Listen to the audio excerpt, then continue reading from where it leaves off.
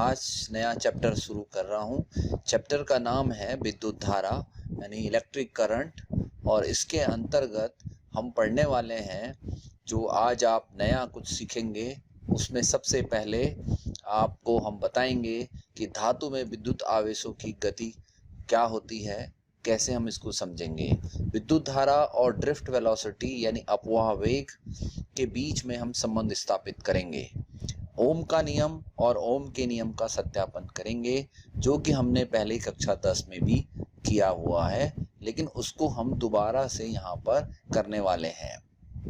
Electron गतिशीलता, प्रतिरोध और विशिष्ट प्रतिरोध की परिभाषा और उसको डिराइव भी हम यहाँ पर करने वाले हैं।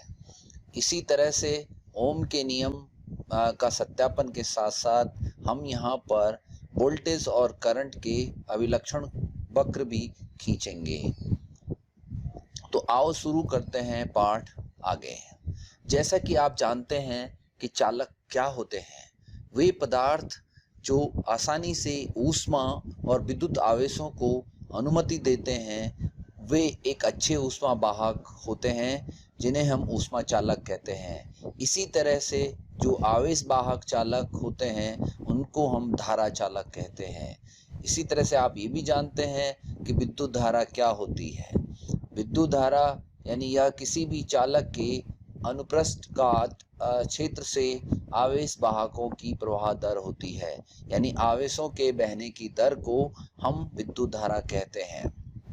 इसी तरह से आवेश किसी पदार्थ का वह भौतिक गुण है जिसके कारण उससे बल का अनुभव होता है। जब उसे किसी विद्युत चुंबकीय क्षेत्र में रखा जाए तो वहाँ पर इलेक्ट्रॉन, प्रोटॉन, आयन सभी कहीं न कहीं पर किसी बल का अनुभव करते हैं। तो यानी आवेश किसी फोर्स को एक्सपीरियंस करता है। इसी तरह से विभव और विभवांतर क्या होते हैं। किसी चालक में मौजूद आवेश द्वारा एक टर्मिनल से दूसरे टर्मिनल तक जाने में किया गया कार्य या इकाई धनावेश द्वारा किया गया कार्य को हम विद्युत विभव और विभवांतर कहते हैं। इसका एक्सप्रेशन हम जैसे कि जानते हैं, V बराबर W/Q यानी कार्य बटे आवेश। आगे हम ये देखेंगे कि किस तरह से जो है किसी चालक के अंदर या किसी कंडक्टर के अंदर या किसी पदार्थ के अंदर इलेक्ट्रॉन या आवेशों का बिहेवियर देखा जा सकता है। जैसा कि आप जानते हैं, धातुएं मुक्त इलेक्ट्रॉनों में समृद्ध होती हैं, यानी उनके अंदर इलेक्ट्रॉन अधिकतम होते हैं जो लगातार गति में होते हैं। धातुओं में बड़ी संख्या में मुक्त इलेक्ट्रॉन क्यों हैं, यह जानना जरूरी है। ये मुक्त इलेक्ट्रॉन कहाँ से आते हैं, मुक्त इलेक्ट्रॉनों की उपस्थिति किस पर निर्भर करती है, और धातुओं में आसानी से अपने आउटर मोस्ट सेल में इलेक्ट्रॉनों की खोने की प्रवृत्ति होती है, ऐसा क्यों है, और उनके परमाणु जो मुक्त इलेक्ट्रॉनों में योगदान करते हैं आयन बन जाते हैं। तो यह सब हम यहाँ पर समझने वाले हैं। विद्युत धारा का अर्थ है विद्युत धारा का प्रभाव यानी गति। इसलिए विद्युत प्रभाव का अर्थ है आवेशों का प्रभाव यानी चार्ज का मोशन। भौतिक राशि के रूप में विद्युत प्रभाव को किसी माध्यम या चालक से आवेशों के प्रभाव के रूप में भी प्रवाहित करते हैं। यानी कि यह वैसे ही है जैसे कि किसी तरल में गैसों का प्रभाव होता है। और हम कह सकते हैं कि जिस तरह से पानी में प्रभाव होता है, हवा में प्रभाव होता है, उसी तरह से विद्युत प्रभाव की बात कर सकते हैं। यानी आवेशों का गतिमान होना प्रभाव कहलाता है, करंट कहलाता है।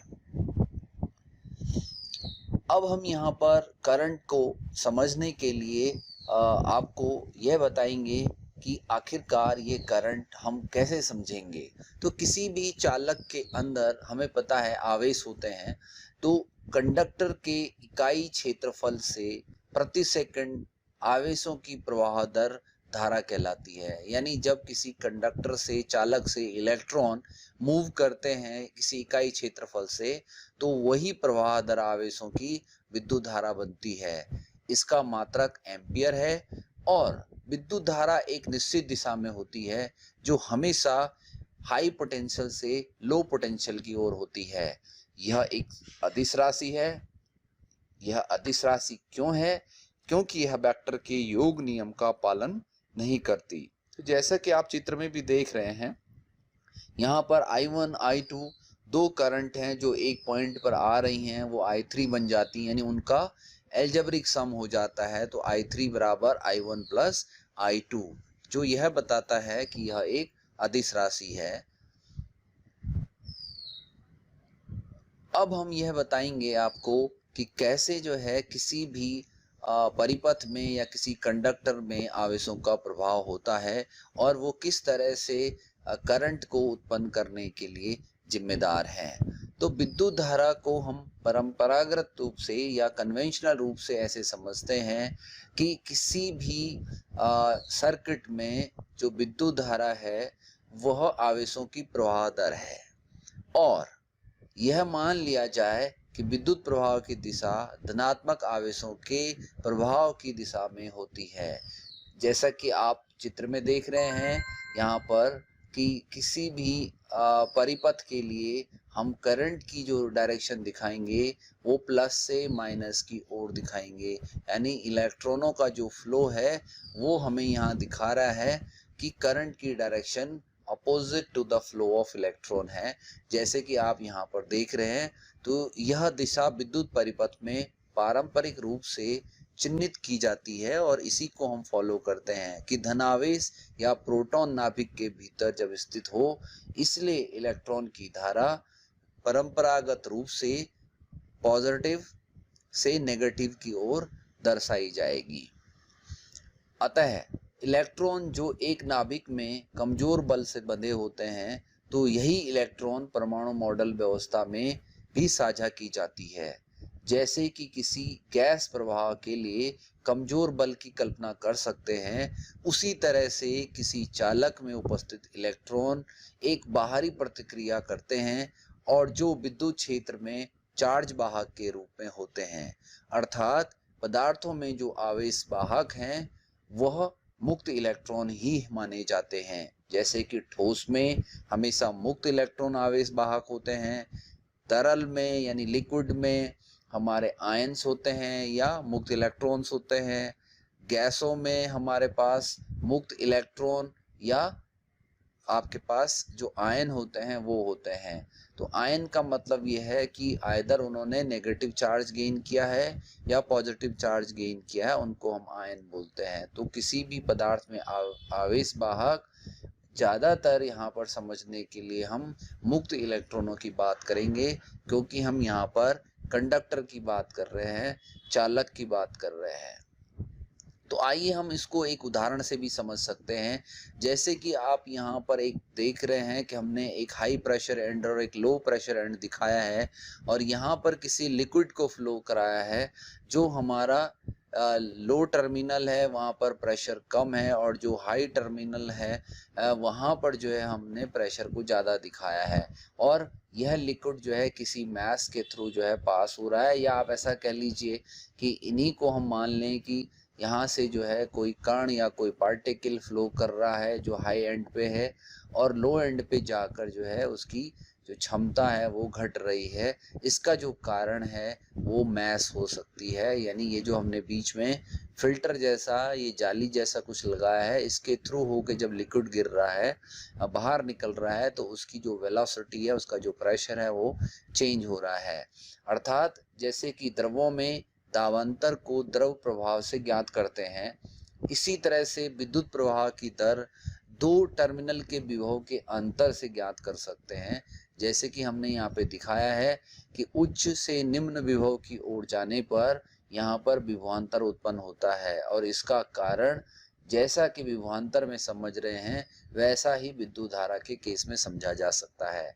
इसी प्रकार प्रतिरोध भी धारा प्रवाह के लिए वह कारक है जो इसके प्रभाव को नियंत्रित करता है। यानी यहाँ पर जो ये मैस लगी है, ये जो जाली लगी है, एक तरह का प्रतिरोध का काम कर रही है, जिसकी की प्रकृति क्या है, आवेशों के प्रभाव को नियंत्रित करना। तो किसी भी सर्किट में लगा हुआ जो कंडक्टर होता है वह रेजिस्टेंस को ऑफर करता है, जिसकी वजह से इलेक्ट्रॉन या आवेश की प्रवाह दर नियंत्रित होती है या विद्युत धारा वहाँ पर उसका फ्लो जो है वो चेक होता है, कंट्रोल होता है।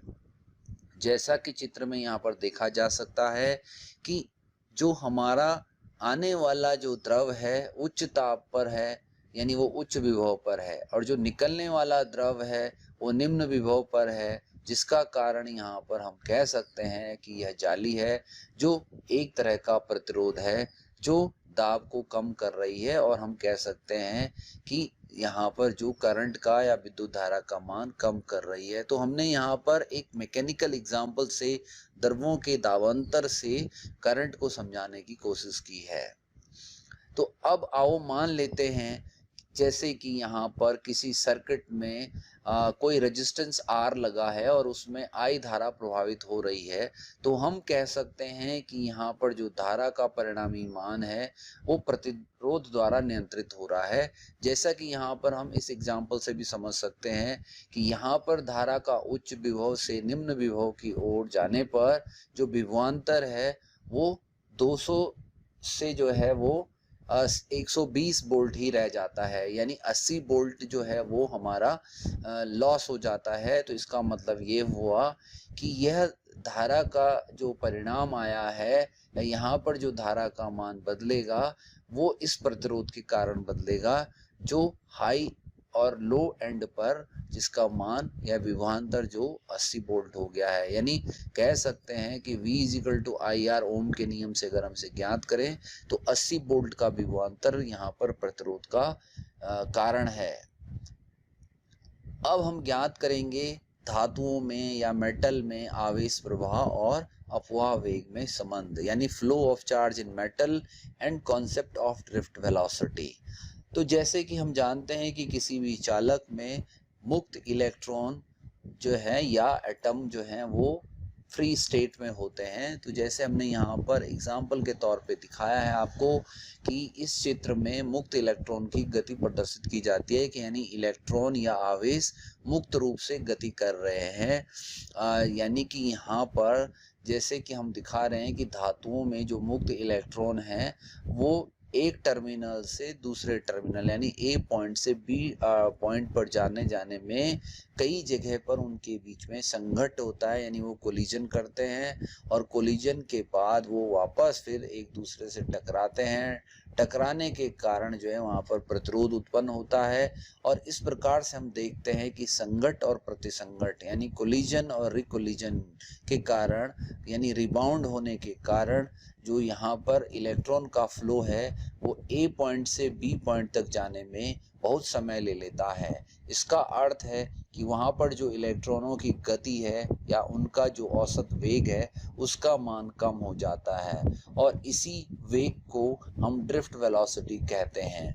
तो हम यहाँ पर कन्वेंशनल डायग्राम से भी समझ सकते हैं कि किसी भी चालक में इलेक्ट्रॉन फ्लो की जो दर है वो कन्वेंशनल करंट के फ्लो के हमेशा अपोजिट होती है, और इसका जो वेग होता है वो बहुत कम होता है, जिसको हमने यहाँ पर ड्रिफ्ट वेलोसिटी के नाम से जाना।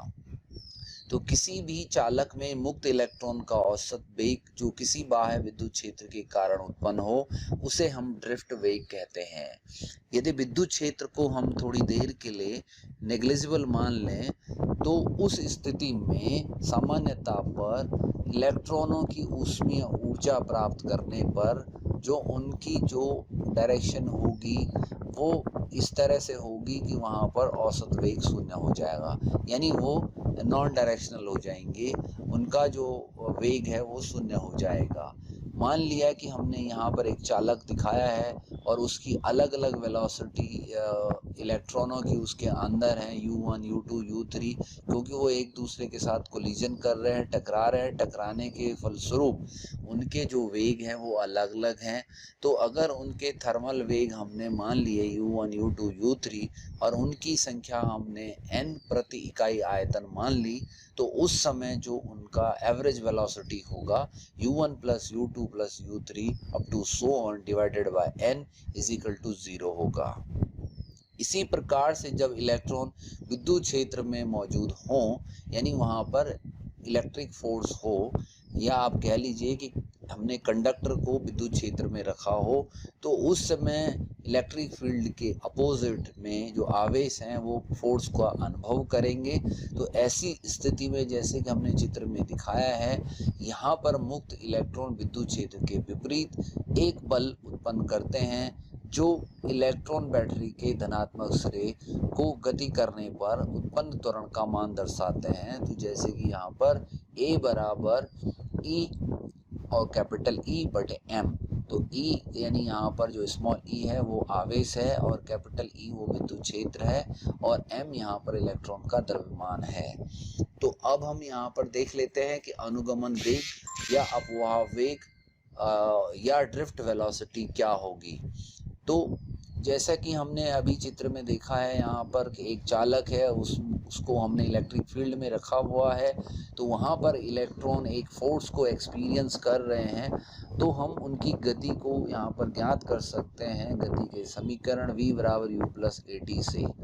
तो यहाँ पर अलग अलग इलेक्ट्रॉन के लिए जो वेग होंगे वो जैसे कि हम इस समीकरण से निकाल लेते हैं कि नंबर ऑफ इलेक्ट्रॉन के लिए v1, v2, v3 अलग अलग वेलोसिटी हैं। तो जैसे v1 बराबर u1 प्लस ए टाउ 1 और इसी तरह से v2 बराबर u2 plus a tau 2 plus v3 is equal to u3 plus a tau 3। इसी प्रकार से हम n नंबर ऑफ पार्टिकल्स के लिए ज्ञात कर लेते हैं vn बराबर un plus a tau n, जहाँ टाउ n क्या है वो रिलैक्सेशन टाइम है, दो संघट के बीच का औसत समय है। तो यहाँ पर हम ये कह सकते हैं कि एवरेज टाइम जो है वो दो कोलिजन के बीच का या दो से अधिक कोलिजन के बीच का समय है, उसको हम ऐसे भी ज्ञात कर सकते हैं tau is equal to t1 plus t2 plus t3 plus one divided by n। यानी नंबर ऑफ जो टाइम्स हैं अलग अलग इलेक्ट्रॉनों की वेलोसिटीज़ के लिए उनका हमने यहाँ पर औसत मान ले लिया। तो यहाँ पर जो ड्रिफ्ट वेलोसिटी है इन सभी वेलोसिटी के मान को जोड़ देंगे, n से डिवाइड कर देंगे। तो ये हो जाएगा drift velocity is equal to v1 plus v2 plus v3 plus so on divided by n। और हम इस v1, v2, v3 के मान को रख देंगे तो हमारे पास समीकरण बन जाएगा vt is equal to u1 plus a tau 1 plus u2 plus a tau 2 plus so on divided by n। और इसको हम थोड़ा सा एक्सपेंड कर देंगे तो u हमने बाहर कॉमन ले लिया और t वाले पद एक तरफ कर दिए। तो ये vd बराबर हो गया u1 plus u2 plus so on divided by n plus a tau 1 plus tau 2 plus tau n divided by n। तो यहाँ पर हमारा क्योंकि हमें पता था कि स्टैटिक वेलोसिटी वहाँ पर जो है वो ज़ीरो है, तो vd इज इक्वल टू ये हो गया ज़ीरो यानी initial velocity zero plus a tau. तो यहाँ पर जो ड्रिफ्ट वेलोसिटी हमारी हो गई वो क्या हो गई vd is equal to e divided by m into tau. ये हमने vd जो निकाला है वो इलेक्ट्रिक फील्ड के सापेक्ष निकाला है, इसलिए यहाँ पर पीछे वाले समीकरण से हमने जो a का मान था वो यहाँ पर रख दिया। और जनरली ये देखा गया है कि जो यहाँ पर इलेक्ट्रॉन की वेलोसिटी होती है वो 10⁵ मीटर पर सेकंड ऑर्डर की होती है और जो ड्रिफ्ट वेलोसिटी होती है वो लगभग जो है 10⁻⁴ मीटर पर सेकंड ऑर्डर की होती है। तो आप अंदाज लगा सकते हैं कि इलेक्ट्रॉन की स्पीड इतनी हाई है कि वहाँ पर जो ड्रिफ्ट वेलोसिटी है यानी जो कोलिजन वेलोसिटी है, औसत वेलोसिटी है वो नेग्लिजिबल है, यानी 10⁻⁴ मीटर पर सेकंड है, बहुत कम है। अब बात कर लेते हैं इलेक्ट्रॉन गतिशीलता की, यानी mobility of electron in a conductor. तो किसी चालक के आवेश वाहक की जो विद्युत धारा के प्रभाव होने के लिए जिम्मेदार है उसी को हम कहेंगे गतिशीलता। यानी कि किसी भी इकाई विद्युत क्षेत्र में आवेश वाहक का अपवाह वेग ही गतिशीलता है, यानी drift velocity of an electron in a unit electric field is called mobility। तो mobility is equal to क्या हो गया ड्रिफ्ट वेलोसिटी का परिणाम बटे इलेक्ट्रिक फील्ड, या इकाई इलेक्ट्रिक फील्ड पर जो भी ड्रिफ्ट वेलोसिटी होगी वही इलेक्ट्रॉन की गतिशीलता होगी। इसके एक्सप्रेशन को अब आप कई तरह से खोल सकते हैं, जैसे mu equal to V D by ई।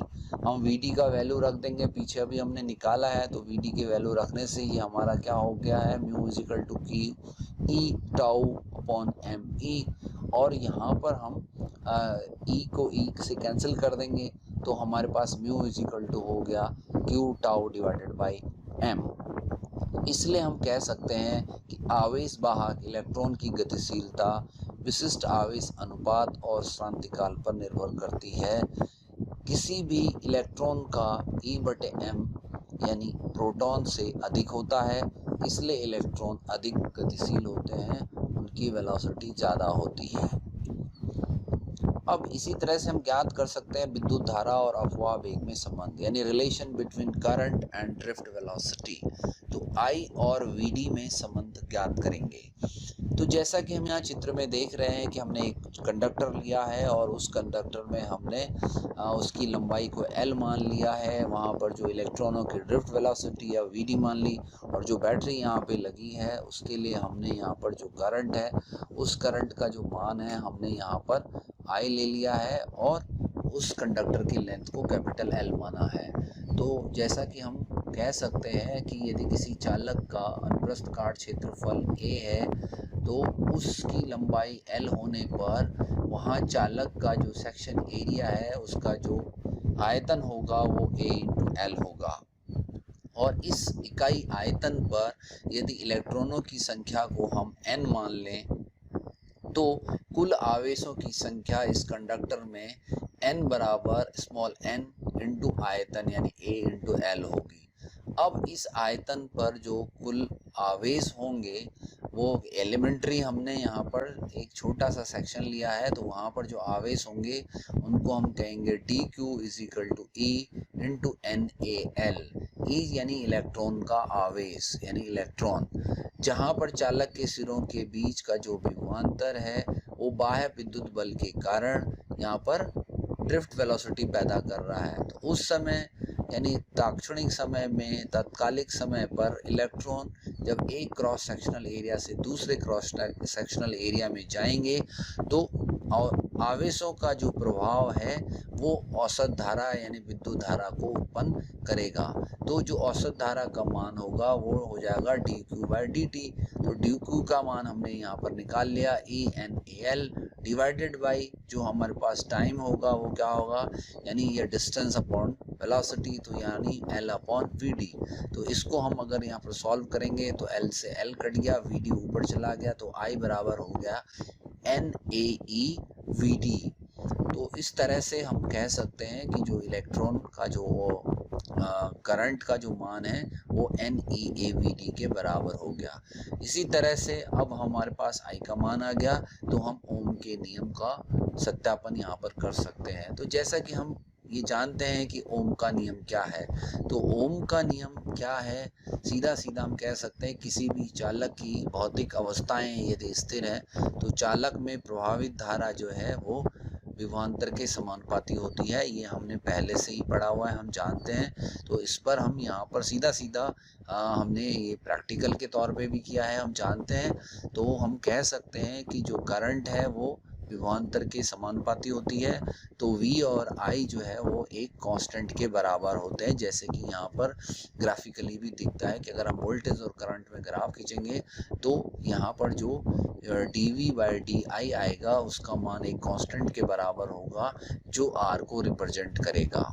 यानी R यहाँ पर चालक का प्रतिरोध है जो हर स्थिति में यदि ओम का नियम का पालन करता है तो उसका मान कांस्टेंट आएगा। चूँकि हम जानते हैं कि किसी भी गतिमान आवेश के लिए ड्रिफ्ट वेलोसिटी का मान हमने पीछे ज्ञात किया था E टाउ/m, तो VD बराबर हमारे पास हो जाएगा EVT/ml, और E बराबर हमें पता है V/L होता है यानी पोटेंशियल बटे लंबाई। तो हम इसका यूज़ करते हुए यहाँ पर बता सकते हैं कि हमारे पास I का मान हो जाएगा NaE/EVT/ml। ये मान को हम यहाँ पर रख देंगे। तो इस समीकरण का प्रयोग कर हम कह सकते हैं कि हमारे पास v बटे आई बराबर क्या हो गया, ml_ne² टाउ a बराबर r। ये समीकरण को यूज कर लेना है हमने, यानी i का मान रख देना है और v का मान हमें पता है e बराबर v बटे l से। तो हमारे पास ये जो समीकरण आई है वो ये बताती है कि यहाँ पर जो r है वो ml/ne² टाउ a के है।